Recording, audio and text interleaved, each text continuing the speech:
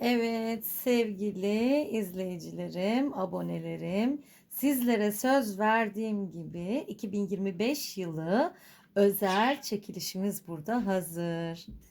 Şimdi çekilişimizi nasıl yapacağız? Öncelikle ilk burcumuz Boğa. Boğa burcumuzun falına bakacağım. Daha sonra da bakalım Boğa burcumuza 2025 yılı için hangi tılsımlı sembol çıkacak ona bakacağız. Evet, hazır mısın Boğa burcu? Başlıyoruz. Evet. Şimdi evet. Sevgili Boğa burcu. Yılbaşına yakın. Yani bu söz verdiğim gibi yılbaşı falı.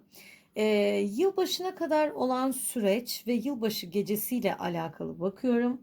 Öyle söyleyeyim, açıklamayı da yapayım. Yılbaşına biliyorsunuz az kaldı ve yılbaşına yakın Boğa burcu inanılmaz büyük bir sürprizle karşılaşıyor. Yani süre olarak da şöyle söyleyeyim.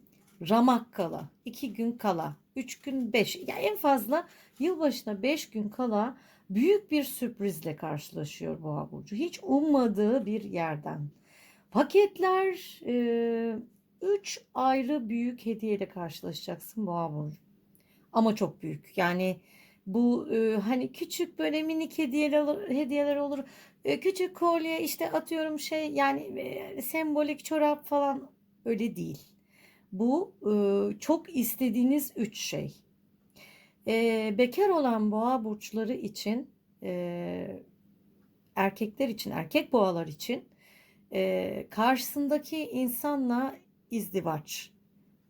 Hiç eğer niyetiniz yoksa hani ümitsizseniz evliliğe doğru giden bir adım. Ama siz erkek boğaysanız bu adımı da yine hiç beklemediğiniz yani bu nasıl oldu diyeceksiniz. Bayan atıyor. Ya güvenmiyordunuz, niyetiniz yoktu ama karşı taraf inanılmaz bir güven ve telkinle geliyor. Hazırlıklı olun. Bekar olan bayan boğalar için de şöyle söyleyeyim. Yine sürpriz bir evlilik teklifi. Hani yılbaşı gecesi evlilik teklifi alabilir bekar boğalar. Net. Çünkü biliyorsunuz falan yani ben fincanı gösterme işte ay siz de bakın yok vesaire. Fallarda belli semboller var ve her sembolün anlamı var. Bakımcılar için bu önemli ve takdir edersiniz ki bir fincana bir bakımcı, bir hissiyat yeterli. Şöyle söyleyeyim, bir sandalın üzerinde hatta yani gelinlik giyecek bayan boğalar ve düğün yerine sandalla gideceksiniz. Onu da söyleyeyim. Hani ilerleyen süreçte bu tabii. Yılbaşına yakın veya yılbaşı da evlilik teklifi gibi bir şey veya o niyet. Yani niyete girilip 2025 yılı itibariyle de evlilik gözüküyor. Evli boğalara gelince. Evli boğalar da dediğim gibi çok büyük sürprizlerle karşılaşacaklar. Hiç akıllarında olmayan. 2025 yılı yılbaşı gecesi Boğa burcu için mutluluk gecesi. Bu şey de olabilir. Size ani çıkacak olan sürpriz şeyler. Ay bu da mı oldu diyeceksiniz. Çok güzel gözüküyor. Çok ferah, çok aydınlık. Tabağımıza da bakalım. Evet, erkek boğalar için çok büyük bir güç, kariyer. Yine dediğim gibi yılbaşına 3-5 gün kala yahu hem yılbaşı hem bu nasıl oldu bu iş diyeceksiniz. Şaşkınlık yaşayacaksınız. Çünkü kuvvetleniyorsunuz. İş teklifi ve 3 ayrı yerden teklif alabilirsiniz boğa burçları. Bayan için de geçerli bu. Yani iş teklifi gözüküyor. Evet. Bu arada fincanım yılbaşı konseptine uygun gördüğünüz gibi. Boğa burcumuzun falı böylelikle evet tamamladık. Şimdi Boğa burcumuz için tılsımlı sembollerden ben hiç bakmıyorum. Bu tılsımlı sembolleri hazırladım. Hiç bakmadan elimi daldırıyorum. Bakalım Boğa burcumuza hangi sembol gelecek? Evet, bunu çok ilginç. Ben de Boğa burcuyum ama bunu beklemiyordum. Boğa burcu için biliyor musunuz bu nedir? Bunu şu niyetle koymuştum. Bakalım hangi burca çıkacak demiştim. Bebek. Evli boğalar için bir bebeğin gelişi. Yaşı ileri olan, bebek beklentisi olmayanlar için de şunu söyleyeyim. Hani bunun da eleştirisi olacaktır. Ay ben işte 65 yaşındayım neyim bebeğe falan. Şöyle söyleyeyim. Torun. İllaki haneye yeni girecek olan bir bebeğin haberi. Net. Akraba, çok yakın akrabanız olabilir, kızınız olabilir, kendiniz olabilirsiniz. Evli olanlar için söylüyorum. Bir bebek geliyor. Bu niyetle koymuştum. Tabii ki bunların farklı anlamları da var ama ben bakalım bebek hangi burca denk düşecek diye koymuştum. Benim de bir yakınım var. Muhtemelen onun bebek haberini alacağım diye düşünüyorum. Evet, Boğa burcumuza çıkan tılsımlı sembolümüz bebek. Yeni çok sevimli bir bebek. Evet Boğa burcum. Yılbaşı falımız. Bu aynı zamanda tabii ki size şans getirecek bir bebek haberi. Yani uğur ve şans diyelim. Şöyle fincanımızın yanına koyalım. Kendinize iyi bakın Boğa burçlarım. Evet sevgili abonelerim, 2025 yılı çekilişli fal sözü vermiştim. Bugün sizler için 2025 yılı Koç burcu çekilişli falına bakacağım. Özel yılbaşı konseptimle ve çekilişle. Şimdi Koç burcumuza bakalım. Bu falın niteliği de şöyle söyleyeyim. Yılbaşıyla alakalı Koç burcu neler yaşayacak? Yılbaşı gecesini nasıl geçirecek? Bununla alakalı bakıyorum. Evet. Koç burcu zirveye koşuyor. Yani bir kariyer çabanız var ve yılbaşına 3 veya en fazla 5 gün kala tüm burçlara bu şekilde bakıyorum. Kariyer basamaklarını bir bir tırmanıyorsunuz. Bir de aile içerisinde hep böyle dibe vurmaktan şikayetçi olmuşsunuz. Dibe vurmaktan ziyade zirvede gözüküyorsunuz. İlk defa aile üyeleriniz size destek. Ee, Eşiniz, anneniz, işte kardeşiniz, her kimse, çocuğunuz bile, yani her şey sanki kainat size destek oluyor ve siz basamakları bir bir tırmanıyorsunuz. Ve destek görüyorsunuz. Maddi manevi. Bunun dışında boyutlar arası, yani şöyle söyleyeyim, astral veya ne derler, ilahi bir yardım da geliyor size. Hiç ummadığınız anda. Bu ummadığınız anda yılbaşına yakın. Artık paralel evren mi dersiniz, ilahi yardım mı dersiniz, nasıl tanımlarsınız bilemem. Ve bir araç gözüküyor. Evet, bir araç gelişi var. Bu yani şöyle söyleyeyim, hani gökten zembille indi derler ya, öyle bir araç girişi gözüküyor Koç burcunda. Ya bu benim, yani araç yenilemeyi düşünüyorsanız hiç bir kuruş bile harcamadan bu aracı yenileyebileceksiniz. Eğer aracınız yoksa yine gökten zembilleymiş gibi bir araç önünüze düşüyor. Nasıl düşüyor bilemem. Ve bir de bir iş görüşmesi yapıyorsunuz. Size özel bir teklif var. Bir işiniz varsa iş yeriyle alakalı farklı bir departman geçişi veya farklı bir görev verilebilir size ve bunu değerlendirin derim. Çünkü sizin için çok çok aydınlık bu. Yola gidiyorsunuz. Yani bu işle alakalı bir de yol gözüküyor size. Yani bu hani şöyle örnek vereyim. Ufak bir seminer görevi, ufak bir atıyorum bir holdingde çalışıyorsanız gezi gibi. Hatta diyelim geziye çıkıp oranın eğlencesine katılmak gibi, yılbaşı gecesi. Bu tarz şeyler gözüküyor.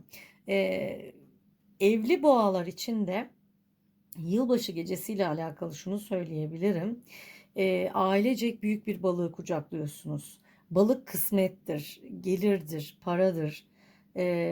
Bu yani her şey önünüze alakasız yerlerden geliyor ve şaşırıyorsunuz. Yani buradan para gelmesi mümkün değildi ama geldi diyorsunuz. Bu çok kısa süreli bir fal bakıyorum sevgili abonelerim. Bu yılbaşına 3 ya da 5 gün kala falınız. Tekrar ediyorum. Bir de bir kalbiniz var. Eşiniz sizi çok sevdiğini size beyan edecek.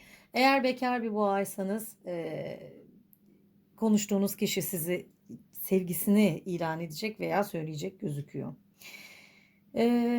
Yılbaşında veya yılbaşından hemen sonra toprak alanlar, yani sanki böyle Kapadokya gibi yerler görüyorum. O tarz yerlere bir gezi gözüküyor. Gidiyorsunuz, yani yılbaşından sonra da olabilir veya hani yılbaşına yakın da bilemiyorum. Kafanızda bir de gezi planınız var. Tabağımıza gelelim.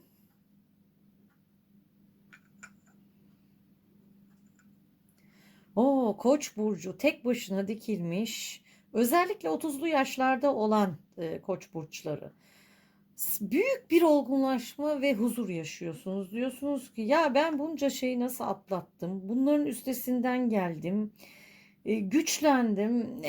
Be diyorsunuz. Sırtınızı şöyle sağlam bir yere dayıyorsunuz ve büyük bir huzur yaşıyorsunuz. Ve size bir anahtar geliyor. Yani bu yeni bir ev olabilir. Araç zaten söylemiştim. Mülk alımı veya miras tarzı bir şey de olabilir diye düşünüyorum. Yani çift yerden. Tek yer de değil. Çok çift kısmetli gözüküyorsunuz. Yani bu ya yılbaşı ya yılbaşından hemen sonra değişik süreçler içerisindesiniz. Ve yenilikler. Çok güzel falınız Koç burcu. Evet, şimdi gelelim çekilişe. Bakalım, ben bunu çekiliş için tılsımlı sembolleri hazırladım. Bakalım Koç burcumuza hangi sembol denk gelecek? Şöyle bir hiç bakmadan ben şöyle bir karıştırıp, oh, Koç burcu, evet. Bu kaplumbağa sembolüydü. Bu kaplumbağa sembolü zenginlik, miras hukuku, yaşamsal enerji, uzun ömür, bunları temsil eder. Kaplumbağa evet ağır yavaş bir varlık olarak gözükür ama zenginliğin de sembolüdür. Aynı zamanda sağlık, zenginlik bunu temsil eder. Dediğim gibi hani biraz da bunu miras hukuku vesaire diye hani niyetlenip koymuştum. Koç burcu, ben boğa burcuyum. Koç burcuna isabet etti, öyle söyleyeyim. Evet, böyle güzel bir kaplumbağa tılsımıyla Koç burcunu yılbaşı ile ilgili taçlandırmış oluyoruz. Kendinize iyi bakın Koç burçlarım. Evet, şimdi Aslan burcu yılbaşı falımıza geçelim. Bakalım yılbaşı gecesi veya yılbaşına 3 gün kala, 5 gün kala Aslan burcumuzu neler bekliyor ona bakıyorum. Ve tabii ki çekiliş yapacağız. Bakalım Aslan burcuna hangi tılsımlı sembolümüz gelecek. Şimdi yılbaşına yakın Aslan burcu. Eğer bir aileyseniz 3 kişi bir seyahate gidiyorsunuz. Bu bir yani evde değilsiniz. Onu söyleyeyim.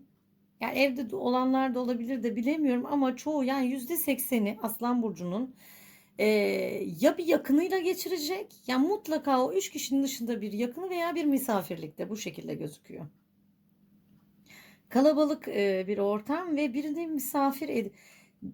misafir ediyorsunuz ama bu gelen kişi tek kişi gözüküyor. Çok ilginç. Yani hani bir aile geliyor gibi düşündüm. Bir kişiyi, belki ailenin yaşlı bir bireyini mi bilemiyorum, misafir ediyorsunuz. Seviniyorsunuz. Ya da 3 kişi bir yere misafirliğe gidiyorsunuz. Bu şekilde gözüküyor. Eğer dışarıda geçirecek olan Aslan burçları için şunu söyleyeyim. Evet, gene 3 kişi dışarıda bir yerde kutlama yapıyorsunuz ama çok güzel gözüküyor. Bir de kainatın varlığını, size yardımcı bir gücün varlığını, her şeyin size geldiğini, tüm yardımların, desteğin, ilahi gücün, yardımının, Allah'ın yardımının size değdiğini hissedeceksiniz. Bunu nasıl hissedeceksiniz tam olarak bilmiyorum. Bu kesinlikle ilahi bir yardım diyeceksiniz. Öyle gözüküyor. Bir de tek bir dileğiniz var. Çok ilginç. Hani bir değil, iki değil, üç değil, tek bir tane. Bu benim şahım, şah dileğim, atım şahlandı veya tek dileğim buydu dediğiniz şey oluyor gözüküyor. Dediğim gibi ben bu falı yılbaşına 3 gün kala, 5 gün kala, yılbaşı veya yılbaşından hemen sonra için bakıyorum. Çok güzel bir atın şahlandığı gözüküyor. Ve bu at şahlandıktan sonra size akış başlıyor. Bu büyük bir yardım, mülk, para, e, ama bağlantılı. Yani bir kişiyle de bağlantısı var. Ondan size gibi. Bir de resmi kanaldan haber bekleyenler yılbaşına dediğim gibi 3 gün kala 5 gün kala bu resmi haberi alıyorsunuz. Net alıyorsunuz ve en tepeden bayrak asıyorsunuz, öyle söyleyeyim. Çok güzel. İsteğinize dair bir sembol gördüm. İsteğiniz ne kadar doğru biliyorum bilmiyorum. İsteğiniz sonsuza kadar mutlu ve huzurlu olayım. Tek isteğiniz bu gibi gözüküyor. Belki dileğiniz buna dair bir dilek bilmiyorum. Ama sonsuza kadar evet bir mutluluk gözüküyor. Sonsuzluk işareti biliyorsunuz nettir. Sonsuzlukla alakalı bir isteğiniz ve dileğiniz var. Bu gerçekleşiyor. Bunun dışında yani şeyi ikinci plana atmışsınız, işte servet şu bu vesaire. En büyük dileğiniz huzur. Öyle söyleyeyim.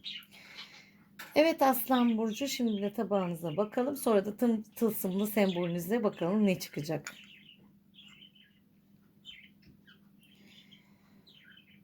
Hanenize gelen kişi şöyle söyleyeyim, Boğa burcu, Akrep burcu veya Koç burcu olabilir. Misafir olarak geliyor ve karşısında sizinle bayağı bir sohbet edecek. Çok mutlu, huzurlu olacaksınız. Birbirinize açılacaksınız. Hanenize bu kişi geliyor ve çok güzel günler geçireceksiniz. Belki yatılı kalacak, bilemiyorum. Böyle hoş sohbetler, hoş ortamlar, hediyeler, güzel şeyler gözüküyor. Ve tabii ki ani gelen haberiniz. Çok ani bir haberiniz geliyor ve havalara uçuyorsunuz bu haberle birlikte. Belki bu resmi haber de olabilir, huzurunuzla alakalı bir haber de olabilir, bilemiyorum. Ama kuş havalanmış ve haberi size getiriyor. Bu haber işle ilgili. İşle ilgili beklediğiniz haber geliyor. En kısa zamanda. Aslan Burcu. Evet, şimdi tılsımlı sembolümüze hiç bakmadan şöyle bir karıştıralım. Evet Aslan Burcu. Sana gelen sembol bütün dileklerini biriktirmişsin. Bunu o niyetle hazırlamıştım. Yani hangi burcu çıkacak diye niyetlenmiştim. Bütün dileklerini, yani bir değil 10 dileğin de olabilir. Bunları biriktirmişsin ve demişsin ki ben bu dileklerimi kainata attım. Hani bir insanın denize şişe atarsın ya. Bunları attım. Olursa olur, olmazsa olmaz demişsiniz. Ama şişe şimdi benim elimde. Bütün dilekleriniz gerçekleşiyor. Demek ki dileklerinizi, şişenizi, yani bunu hani sembolik anlamda düşünün, yerine ulaşmış. Tüm dilekleriniz gerçekleşiyor Aslan Burcu. Evet Aslan Burcu, kendinize iyi bakın. Bugünlük 2025 yılı burcumuz ve çekilişimiz bu kadar. Evet, 2025 yılı Akrep yılbaşı falı. Diğer burçlarımızın hepsinin de yılbaşı bakımlarını ve şanslı tılsımlarını bugün itibariyle bu videomda çekiyorum. Şimdi Akrep burcunu yılbaşına 3-5 gün kala veya yılbaşından hemen sonra neler bekliyor? Güncel bir fal açılımı yapalım. Aman ya Rabbim, Akrep burcu. Şöyle söyleyeyim, hiçbir sıkıntın kalmıyor. Hiçbir tane ne fikir ne düşünce ne sıkıntı, havalara uçuyorsun. Bir de çok uzun zamandan beri beklediğin çok büyük bir dileğin gerçekleşiyor. Bu uzaklardaki bir kişiyle ilgiliymiş. Yani bu aile bireyi de olabilir, bir akraban da olabilir. onun gelmesiyle ilgili veya sana yardım etmesiyle ilgili bir istemin var sanki. Hani yer yarılır da dağlar iner de bu olmaz dediğin, yani bu hayatta teslim olup da veya bu insan bana asla hani adım atmaz dediğin kişi adım atıyor. Ama dediğim gibi bu şey değil. Bekar olan akrepler için şöyle söyleyeyim, sevgili anlamında değil. Bu aile bireyleriyle ilgili bir durum söz konusu. Akrep burcu. Sevgiliye gelince veya eşe gelince partnerinizle ilgili havalarda, yani nasıl anlatayım, hani zeplinler olur ya Kapadokyalarda, böyle havalarda bir kutlamalar, havalarda derken yani kendinizi öyle hissedeceksiniz eşinizle. Ee, En zirvedeyiz diyeceksiniz. Yani karı koca veya sevgiliyseniz en zirveye ulaşacaksınız çift olarak. En tepedesiniz ve en mutlu halinizdesiniz yılbaşında. Baş başasınız. Tek isteğiniz buymuş herhalde Akrep Burcu. Baş başa müthiş bir mutluluk gözüküyor. Hani şöyle söyleyeyim, bir balayı gibi sanki. Bekar olanlar için acaba hani hemen evlenip yılbaşı öncesi evlenip balayına çıkmak mı? Evli akrepler için de sanki hani geçmişe dönük balayı gecesiymiş gibi bir gece geçirmek gözüküyor. Çok güzel. Yani hani yola çıkmayacaksanız bu evin içinde de olabilir. Yani ama isteğiniz ve dileğiniz bu gözüküyor Akrep Burcu'nun ve bu gerçekleşiyor. Ve bu eşinizle olan veya partnerinizle olan güzel ortam bir muradınızın da gerçekleşmesine sebep oluyor. Bu iş olabilir, para durumu olabilir. Ha, para durumunuza gelince ne para durumuyla ilgili bir sıkıntı var ne yani her şeyiniz Akrep Burcu dört dörtlük gözüküyor. Ve yılbaşı gecesini beyniniz bomboş, yani rahat içinde giriyorsunuz. İsteğiniz de oymuş. Yani şu kafamdaki düşünceler bir gitsin. Evet, gidiyor ve beyniniz çok rahat, yeni yıla giriyorsunuz. Şimdi tabağınıza geçelim Akrep Burcu.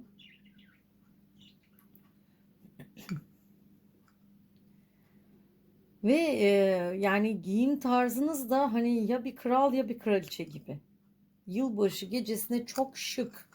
Evin içinde bile olsanız çok şık giriyorsunuz. Yani öyle bir özenciniz var. Yani üstüm başım tertemiz ve düzgün olsun gibi bir niyetiniz var. Hep böyle misiniz bilmiyorum ama 2025 bu şekilde.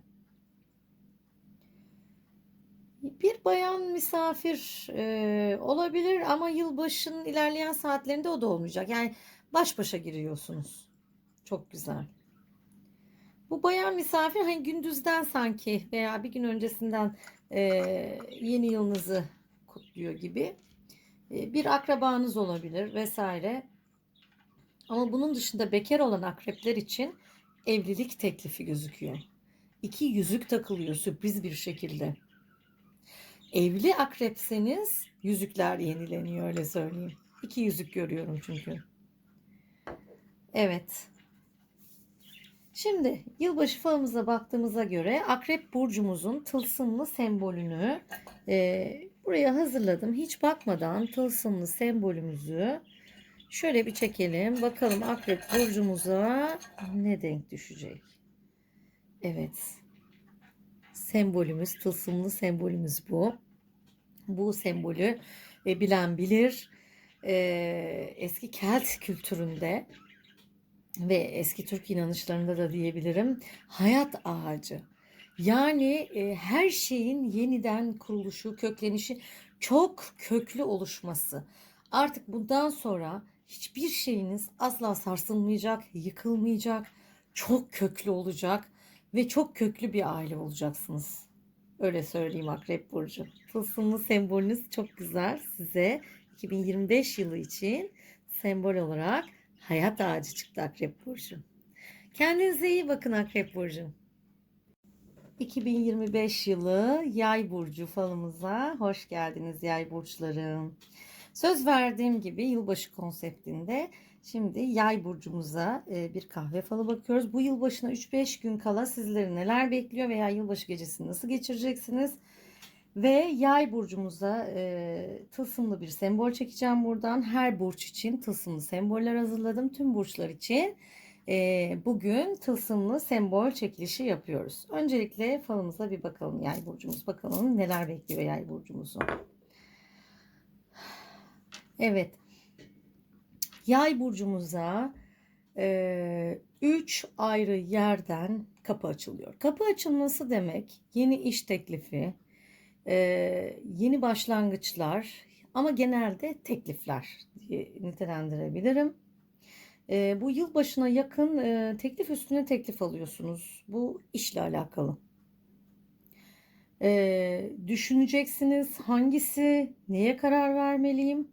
Ama en doğru kararı siz bilirsiniz. 9 rakamı gözüküyor ama bu 9 rakamı belki şeyle alakalıdır. Maaş, yani maaşı 9'lu olanı tercih edin derim. 59 olabilir, 49 olabilir. Hep 9, yani sonu 9 olacak. Onu seçin. Ve bir uçak gözüküyor. Evet, yurt dışından gelen bir misafiriniz olabilir veya siz yurt dışına gidiyor olabilirsiniz. Bir uçak seyahati gözüküyor Yay burcu.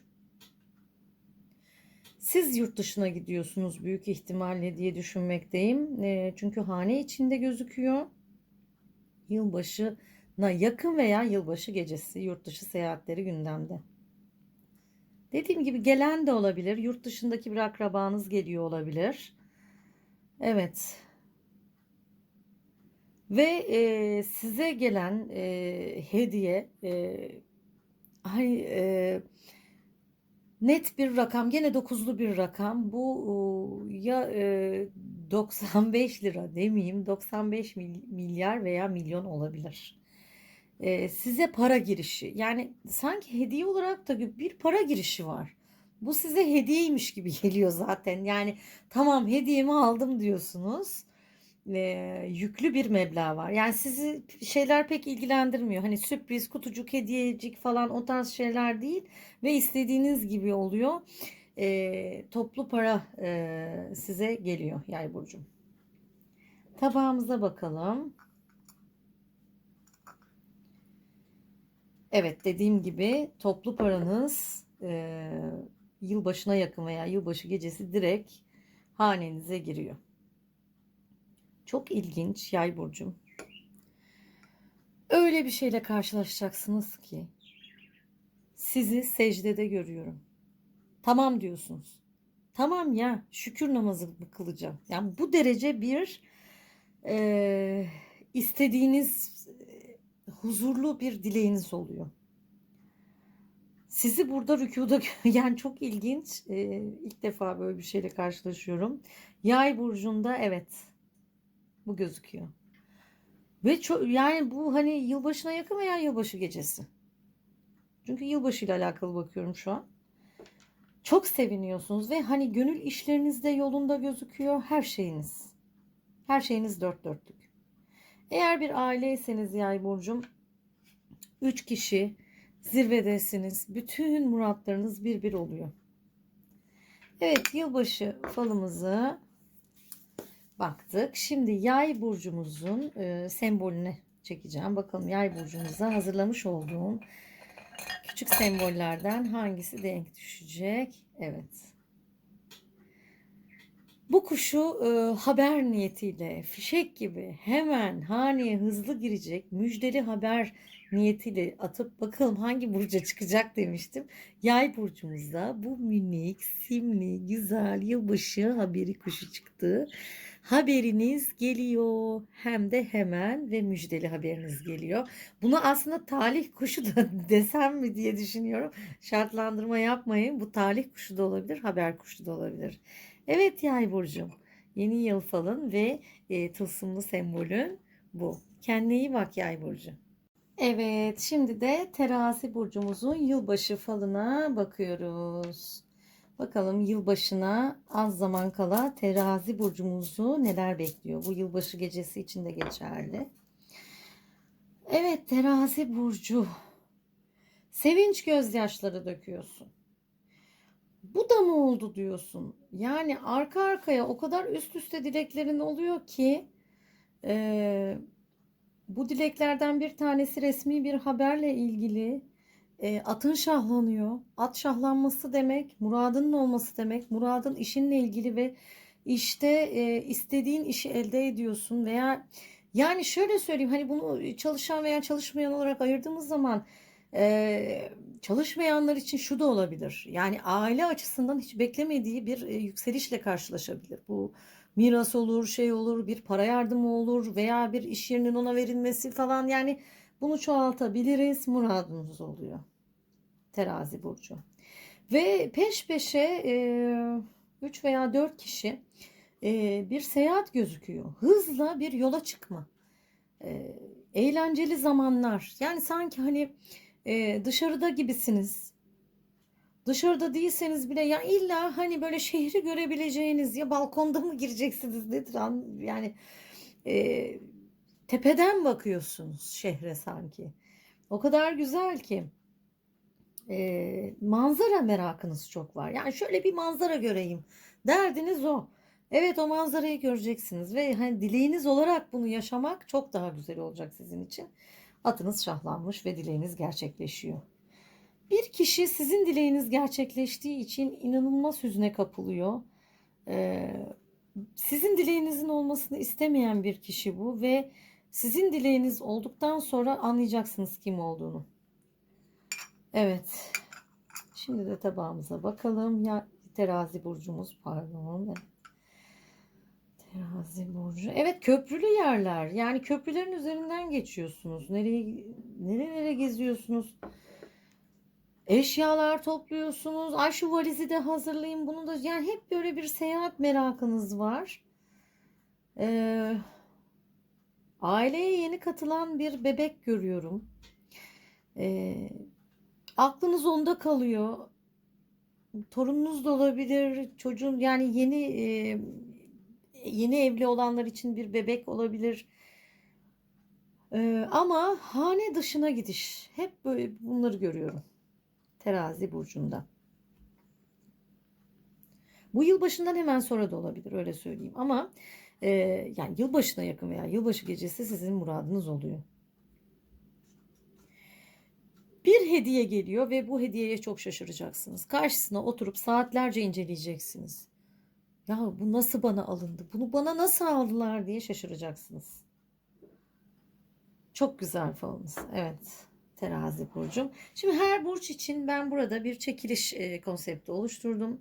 Çeşitli sembollerimiz var. Bakalım terazi burcumuza hangi sembolümüz denk gelecek. Şöyle bakmadan bir çekelim. Evet elime hemen geldi terazi burcunun sembolü. Evet fil. Filin ne olduğunu biliyorsunuz terazi burcu. Ama bu gerçek firuze taşından olan bir fil olduğu için size hem ruhani anlamda bir rahatlama, hem zenginlik, hem de astral güçlerinizin çoğalması. Yani ön sezileriniz artıyor, rüyalarınız çıkıyor ve e, istediğiniz mal varlığına ulaşacaksınız. Sevgili Terazi burcum. Tılsımınızı şöyle kahve farınızın yanına bırakıyorum. Kendinize iyi bakın. Nice mutlu yıllara diyelim. Evet sevgili kovalar. Şimdi sıra sizlerde. 2025 yılı yılbaşı falımıza hoş geldiniz. Evet bakalım Kova burcunu 2025 yılı yılbaşına yakın veya yılbaşı gecesi neler bekliyor bir bakalım.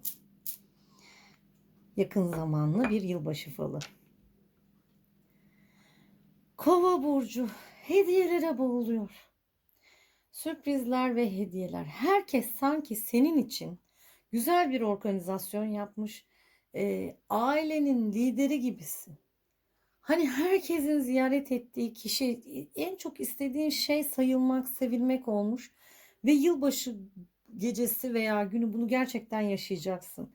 Sayılan, sevilen, hediyeler alınan en değerli kişi gözüküyorsun. Kova burcu.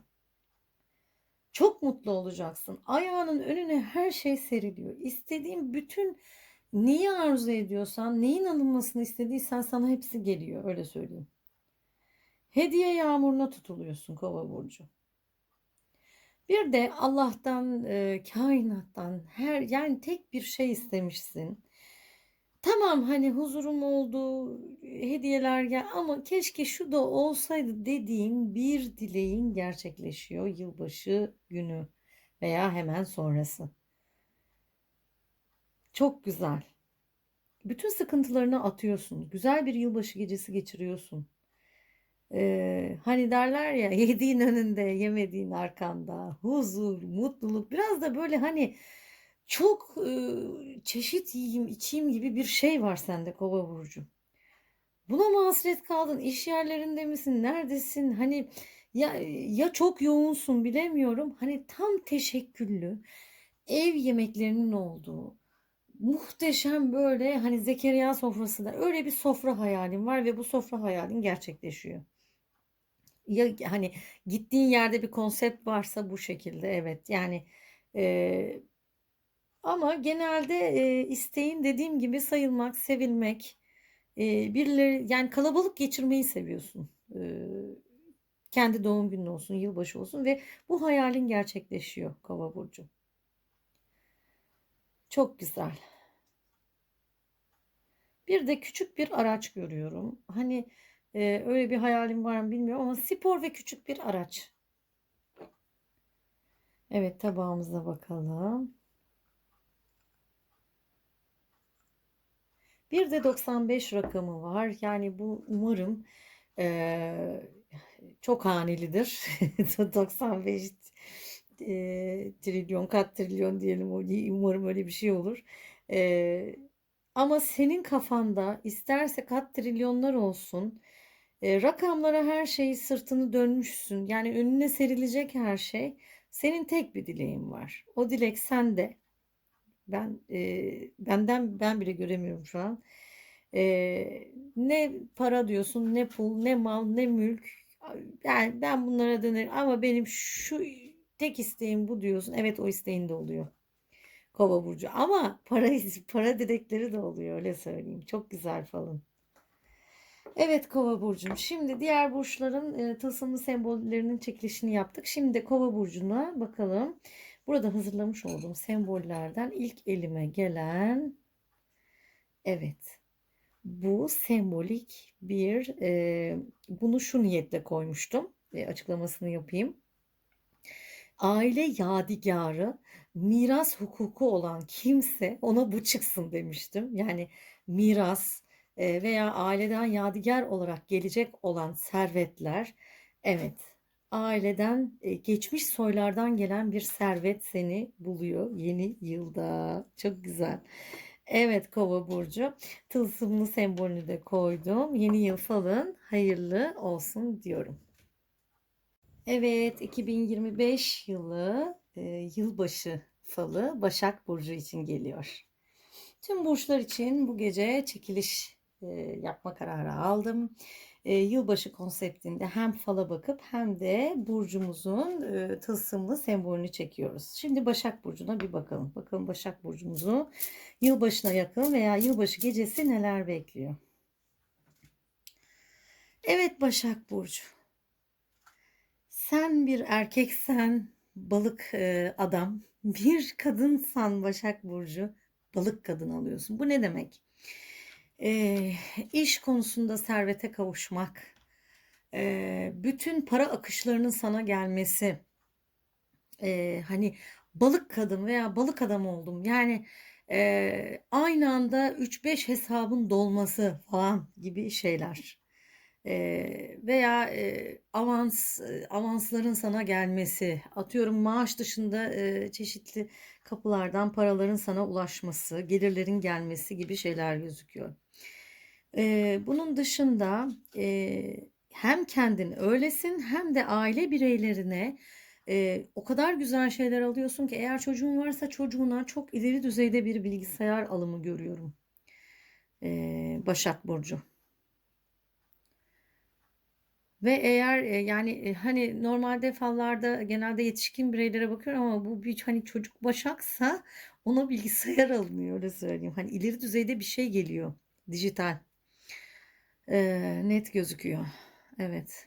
Hatta anne de seviniyor falan, böyle bu tarz şeyler görüyorum Başak Burcu. Eğer Başak Burcu yetişkin bir Başaksa teknolojik bir ürün alıyorsun kendine ve ailene. Yani ailen de faydalanıyor, öyle söyleyeyim. Bekar bir Başak Burcuysan da e, iş yeri veya evinde kendin faydalanabileceğin ileri düzeyde bir dijital aygıt alıyorsun. Bunun ne olduğunu tam olarak tespit edemiyorum. Bunun dışında yılbaşı günü hep böyle biraz tek lider, e, yola bir gitme, yani yılbaşı öncesinde hemen bir yola gidip kafanı dinleyip dönebilirsin. Öyle bir şeyin var senin Başak Burcu. Yani ben kafamı toplayayım, yılbaşına öyle gireyim gibi. Bunu yapıyorsun, gerçekleştiriyorsun. Ee, Hayallerin hep önden bir kurgu oluşturuyorsun, hayal kuruyorsun ve bu hayali sonrasında hemen gerçekleştiriyorsun. Şimdi yeni oluşturmuş olduğun bir hayal var. Bu hani şu anda bir baloncuk şeklinde, bulut şeklinde kafanda, ama bunu da gerçekleştiriyorsun ve hızlı adımını atıyorsun. Yıldızı yakalıyorsun. Yıldızı yakalamak çok büyük bir şansı yakalıyorsun Başak Burcu. Bu hani öyle böyle değil. Hani bir yıldız kayarken dilek dilenir ya, bunu gerçekleştiriyorsun. Dileğin oluyor. Evet, tabağımıza bakalım Başak Burcu. Daha uzun bakmak isterdim ama tüm burçların dediğim gibi aynı anda tek bir video halinde tılsımlarını atacağım için böyle bir konsept oluştu. Ve Başak Burcu. Başına talih kuşu ciddi konuyor. Bir kuş yapışmış vaziyette kafana. Balık mı, kuş mu? Hani diğer burçlarda da hani görmek istedim ama en yoğun Başak'ta bunu görüyorum şu anda. E, Kafana yapışmış bir şey var. Hani diğerlerinde balık geliyor vesaire, işte servet geliyor, miras geliyor. Senin kafana yapışmış bir balık ve kuş var. Bu yani hani bir talih olabilir. Bir de hani talih şu konuda da kafana yapışmış vaziyette. Kalp var. Ee, Evli bir Başaksan eğer eşinden ötürü çok mutlu olacaksın. Bekar bir Başaksan eğer partnerine kavuşuyorsun gibi şeyler. Evet, yılbaşına yakın gözüküyor bunlar. Ve yüzük var. İki yüzük. Yüzük takma olabilir, yüzük hediyesi olabilir. Evet Başak Burcu, şimdi seni gelelim senin tılsımın sembolüne şöyle bakmadan. Evet, elime ilk gelen, evet, doğru. Yani çok ilginç, tesadüf çektim ve ne dedim ben, talih dedim, şey dedim, evet, uğur böceği, talihin açılıyor Başak Burcu, daha ne diyeyim, şans seni yakalıyor. Evet, yılbaşı falın hayırlı ve uğurlu olsun diyorum Başak Burcu, kendine iyi bak. Evet, 2025 yılı Yengeç Burcu bakımına hoş geldiniz Yengeç Burçlarım. Yılbaşıyla alakalı, yılbaşına yakın sizi neler bekliyor veya yılbaşı gecesi neler yaşayacaksınız? Bu yılbaşından hemen sonra da olabilir. Kısa süreli falınıza şimdi bakıyorum ve ondan sonra tılsımlı sembol çekilişinizi yapacağım. Her burca özel tılsımlı semboller belirledim. Onları bir bir çekiyorum, yorumlarını yapıyorum. Evet, bakalım Yengeç Burcu. Öyle büyük bir kavuşma yaşıyor ki Yengeç Burcu. Bir sürpriz bir kavuşman var. Uzun zamandan beri görmediğim bu kişiyle ya yılbaşı gecesi ya yılbaşından hemen önce veya sonra bir kavuşma yaşıyorsun. Yani yılbaşından sonra dediklerim şu şekilde. Yılbaşından sonra 2 gün içinde. Yılbaşından önce de 2 gün içinde. Yani bu böyle kısa süreli bakıyorum şu anda. Bu kavuşma o kadar sizi mutlu ediyor ki, yani bu da mı oldu diyorsunuz. Çok çok beklediğiniz, çok çok sevdiğiniz bir kişiyle kavuşuyorsunuz. Sevgili Yengeç Burcu. Karşılıklı kadehler tokuşturuluyor. Yani büyük bir sevinç, mutluluk, huzur. O yılbaşı gecesi var ya, sizin için bir masal gibi geçiyor. En çok isteğiniz de bu olmuş. Yani masal gibi bir yılbaşı gecesi geçirmek. Daha önce geçirmediniz mi? Onu merak et. Ya masal gibi geçireceksiniz. Bir masalın içinde olmak istemişsiniz ve olacaksınız. İnanamıyorsunuz ve sezgileriniz de çok artıyor. Zaten siz bunu hissediyorsunuz. Yani bir sürpriz olacak, bir şey olacak. Evet, yani bu gerçekleşiyor. Bir de bu iş yerinizde olabilir veya ailenizde olabilir. Sizi Büyük bir destekle 3 veya 4 kişi bunlar, yani bayanlı erkekli akrabalarınız da olabilir, size destek vererek zirveye ulaştırıyorlar Yengeç burcu. Çok güzel bir yılbaşı gözüküyor. Evet Yengeç burcu. Ve toplu beklediğiniz bir para ve 2 aydınlık haberiniz var. 3 tane de sevinç gözyaşı döküyorsunuz. Sevgili Yengeç burcu. Yılbaşı falınızı bitirdikten sonra şimdi tüm burçlar için hazırlamış olduğum şu tılsım çekilişini yapalım. Bakalım Yengeç burcumuza, evet. Yengeç burcumuzda tılsımlı sembolümüz çıktı. Bir Jaguar, hem de kırmızı. Yani şöyle söyleyeyim, çok hızlı ve büyük adımlar atacaksınız. Hızla ilerleyeceksiniz. Hızla zafere ulaşıyorsunuz. Yani yılbaşıdan hemen önce, hemen sonra veya yılbaşı gecesi dileklerinize koşa koşa ilerliyorsunuz. Adımları siz de atıyorsunuz ve tüm dilekleriniz attığınız adımlar sayesinde gerçekleşiyor, öyle söyleyeyim. Veya dileklerden hemen sonra adım da atacaksınız. Yani girişimlerde bulunacaksınız. Artık hangi dileğiniz olduysa bu gerçekleşiyor. Tılsımınızı da yerleştirin. Kendinize iyi bakın Yengeç burcu. Evet, Oğlak burcu yılbaşı çekilişine hoş geldiniz. Öncelikle yılbaşı falınıza bakacağım. Sonra da tılsımlı sembol çekilişimizi yapacağız. Evet Oğlak burcum, bakalım yılbaşından hemen önce, hemen sonra veya yılbaşı gecesi seni neler bekliyor. Bu arada Oğlak burcu uyarayım. Hemen şöyle bir şey düştü aklıma ve hani falda da buna tanık oldum bir şeyden ötürü. Ee, Oğlak burcu şuna dikkat etsin. Maaşın varsa maaşında gözü olanlar. Bir yerden gelirim varsa bende olsun diye. Hep sende ne varsa kendinde olsun isteyenler var etrafında. Ama zarar görmüyorsun. Ama etrafındakiler maalesef bu şekilde. Sende olanlar o kadar dikkatlerini çekiyorlar ki ya bu bizde olmalıydı diyor etrafındaki insanlar. Ama Hak Teala ne derler, Allah Teala sana uygun gördüğü için sende olmuş ve çok çok güzel zirvedesin. Evet. Oğlak burcum. Yılbaşından hemen önce uzak yerlerden gelen misafirler, yani bu yurt dışı bile olabilir. Eee, Bunlar, yani senin çok yoğun bir hazırlığın var. Kendin de gidiyor olabilirsin. Bir hazırlanma sürecin var. Bir şeye hazırlanıyorsun. Yoğun bir şekilde. Yani bu biraz da titiz, yani evin temizliği, tertipi, yani şunları düzenleyeyim de öyle gideyim veya bunları oluşturayım da öyle yılbaşına gireyim gibi bir koşuşturmacanın içerisine giriyorsun. Fresh, temiz bir ortam hayal ediyorsun. Yılbaşına şöyle düzenli, tertemiz, harika bir giriş yapayım diyorsun. 3 ayrı yerden rızık kapısı açılıyor. Bu işte olabilir. Rızık kapısı açılması dışında bir de 3 ayrı yerden haber var. Hep üçlü üçlü. 3 ayrı yerden haber, 3 ayrı yerden rızık kapısının açılması. Yılbaşına bu şekilde giriyorsun. 8 rakamı çıktı. Yani umarım bu şeydir. 8 milyar değil de hani 8 ve 8'in katları şeklinde düşünelim. Trilyon, kat trilyonlar vesaire. Bir de bir mülkün sana gelmesi gözüküyor. Birilerinin canını sıkıyor bu. Sana gelmesi mümkün olmayan bir mülk sana geliyor ve senin eline geçiyor. Öyle söyleyeyim. Ve karşı taraf karanlığın içinde kalıyor ve sen bu mülke kavuşuyorsun. Sevgili Oğlak Burcu.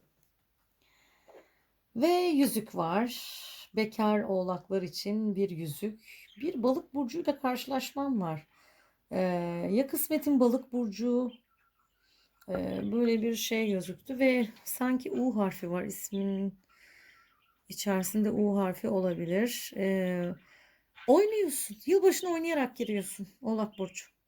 Göbek atıyorsun. Yani o kadar net çıkmış ki burada. ve dev bir torik balığını kucaklıyorsun. Yani bu hani kısmet, para, çok güzel çıktı yılbaşı falan Oğlak Burcu. Şimdi gelelim Oğlak Burcumuzun tılsımlı çekilişine bakalım. Elimi atmamla bir. Evet, tılsımlı sembolün, evet, yaşamsal enerjin çok çok yüksek olacak Oğlak Burcu.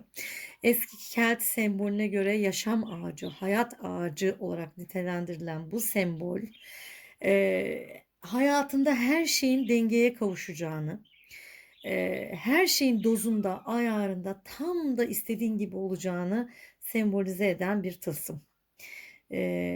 Çok çok özel güçlere sahip olacaksın. Yani şöyle söyleyeyim, biraz da merakın var büyük ihtimalle.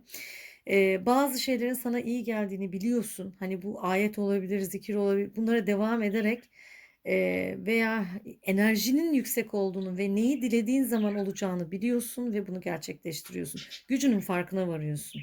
Oğlak Burcu. Evet, tılsımlı sembolünü de koyalım. Yılbaşı falımızı tamamlayalım. Kendine iyi bak Oğlak Burcu. Evet, 2025 yılı Balık Burcu yılbaşı falımıza hoş geldiniz. Balık Burcu. Bu falı tılsımlı sembol çekilişi için tüm burçlar için bakıyorum. Tabii ki şu an Balık Burcu için bakıyorum. Bakalım Balık Burcu'nun yılbaşı gecesi veya yılbaşından 2 gün önce veya hemen sonrasında neler bekliyor? Hemen sonrası derken 2 gün içerisinde, yani yılbaşından sonra 2 gün içerisinde. Yılbaşından önce dersek de yine yılbaşından 2-3 gün öncesi diyebilirim. Bir yengeç burcuyla karşılaşmam var. Evet, Balık Burcu. Çok dikkatli ol. Ama asla zarar veremiyor. Hane dışında kalıyor. Yılbaşı günü birlikte geçirmek istiyor seninle ama geçiremiyor. Çünkü sureti bir yılan şeklinde ve sen bundan uzakta geçireceksin yılbaşını. Doğru da yapıyorsun, doğru kararı da almışsın diyebilirim. Onaylıyorum yani. Ve 3 tane aydınlık haberin var Balık Burcu. Peş peşe 3, yani bunu şey olarak da tanımlayabilirim. Resmi haber sanki. Resmi olarak beklediğin haberler bunlar. 3 tane aydınlık haber var. Bu şey de olabilir. Yani atıyorum çocuğunun iş durumu, çocuğunun bir borç durumu, e, resmi olarak beklediğin onay yazıları falan gibi şeyler. Yani bunlar peş peşe ve seni çok mutlu edecek. Peş peşe gerçekleşiyor. 8 rakamı var. Umarım 8'li kat trilyonlar seni bulur, öyle söyleyeyim. Bir anahtarın var. Bu anahtar bir mülk olabilir. Yeni bir mülkün içerisine yerler. Kuş, yine bir haberim var hızlıca gelen. Ee, Yani ahtapot gibi olmuşsun Balık Burcu. O kadar çok şeye el atmışsın ki, o kadar çok insana dokunmuşsun ki yaptığın iyilikler, yardımlar yerini bulmuş. O kişiler de artık seni takdir eder olmuşlar ve el üstündesin. Bir tek o yılan çok rahatsız bu durumda. Zaten o artık onu anladığın için ondan uzak duruyorsun ve hiçbir şekilde yaklaşmıyorsun Balık Burcu. Ve yılbaşına 3 aydınlık haberle harika bir giriş yapıyorsun. Evet Balık burcum, tertemiz, aydınlık, çok büyük bir servet. Maddi durumun çok çok iyi gözüküyor. Tek dileğim bu olmuş. Çok sıkılmışsın. Yani maddi olarak çok sıkılmışsın ama maddi durumun gerçek anlamda süper süper oluyor. Evet, şimdi gelelim Balık burcumuzun tılsımlı sembolüne bakalım. Evet, bunu bu sembolü koyarken bakalım şans kimden yana olacak? Yılbaşı hangi burç? Ben Boğa burcuyum, bana bu çıkmadı ama sana çıktı Balık burcu. Bu şans ve talih. Yani şimdi ne diyeyim? Şansın ve talihin yerinde yılbaşı gecesi. Hani bunu şey olarak algılama. Hani bu şey de olabilir. Sana gelecek olan para yardımları, atıyorum ailen bir bakiye atar. Vay be, şansa bak, hiç atmazdı, şu an bana bir yardım parası gönderdi. Kardeşin olabilir vesaire. Artık kendin bunu neye göre yorumlarsan sevgili Balık burcum, kendine iyi bak. Evet, 2025 yılı yılbaşı çekilişi ve falı İkizler Burcu'na hoş geldin diyorum. Bakalım yılbaşından hemen önce, hemen sonra ve yılbaşı gecesi İkizler Burcu'nu neler bekliyor? Şöyle bir kahve falımıza bakalım. Sonra da tılsımlı sembol çekilişimizi yapalım. Bakalım son bir sembol kaldı. O da İkizler Burcu'na kaldı. Ne çıkacak bakalım. Evet. 12 burç için 12 sembol atmıştım. Hepsini tek tek çektik. Şimdi son olarak ikizleri çekeceğim. Şimdi ikizler burcu inanılmaz büyük bir apartman boyunda dev bir balık. Yani bu e, çok yüklü meblağda bir para girişi var ikizler burcu sana. Çok yüklü. Kutlamalar yapacaksın. Yani kadehler tokuşturuluyor ve bu balığı kutluyorsun. En sonunda geldi diyorsun. İstediğin meblağ, istediğin bir meblağ var senin. Yani bu az bir meblağ değil, öyle söyleyeyim. Hani ya bana hani 1-2 trilyonun gideri yok. Hani daha üstü diye bir beklentim var. Evet, üstü oluyor. İkizler Burcu. Çok güzel. Hep kadehler tokuşturuluyor, dileklerin oluyor. Bu dediğim gibi yılbaşı ve yılbaşına yakın hani zamanlarla alakalı bakıyorum İkizler Burcu. Seyahatlerim var. Yani bu yılbaşından önce mi sonra mı tam, yani yılbaşını dışarıda geçirmek de olabilir. Hareketlisin ikizler. İstediğin gibi geçiriyorsun yılbaşını ama hareketli geçiriyorsun. Yani hani böyle evde oturup sakin bir yılbaşı değil. Senin geçireceğin yılbaşı hareketli. Yolculuk yaparak genelde bu şekilde gözüküyor. Yani ya bir yere gideceksin, birileriyle olmayı seviyorsun yılbaşında. Hani kalabalık bir ortamda geçiriyorsun. Çok güzel, çok mutlu, huzurlu ama dediğim gibi istediğin rakama kavuşuyorsun ikizler. Evet, tabağımıza da bakalım. Sonra da tılsım çekilişimizi yapalım. Yani şöyle söyleyeyim, eline geçen bu yüklü meblağdan faydalanmak isteyen bir kişi daha var. Onu ekarte ediyorsun. Bence de et. Tek başına senin olmalı. Yani çünkü sen tek olmayı seviyorsun. Hani bir köşede bu benim olmalı diye düşünüyorsun ve bu şekilde de gerçekleşiyor ikizler. Maddi yönde çok sıkılmışsın ve hepsi yılbaşında çözümleniyor. Ciddi söylüyorum, inanılmaz yani mutlu, sevinçli, huzurlu günler seni bekliyor ikizler Burcu. Bakalım tılsımlı çekilişte son kalan sembol. Evet, tılsımlı, evet, yani falla ne kadar örtüştü görüyorsun. Tılsımlı sembolün bir anahtar. Yani bu bir miras hukukundan gelen yüklü miktarda bir meblağ da olabilir. Ama ev alımı da olabilir. Bu hakikaten çok yüklü bir hukuk. Öyle söyleyeyim. Anahtarı ele geçiriyorsun ikizler Burcu'm. Sana çıkan sembol, tılsımlı sembol anahtar oldu. İnşallah eline geçer ya geçiyor, öyle söyleyeyim net. Kısmetin çok açık ikizler Burcu. Kendine iyi bak.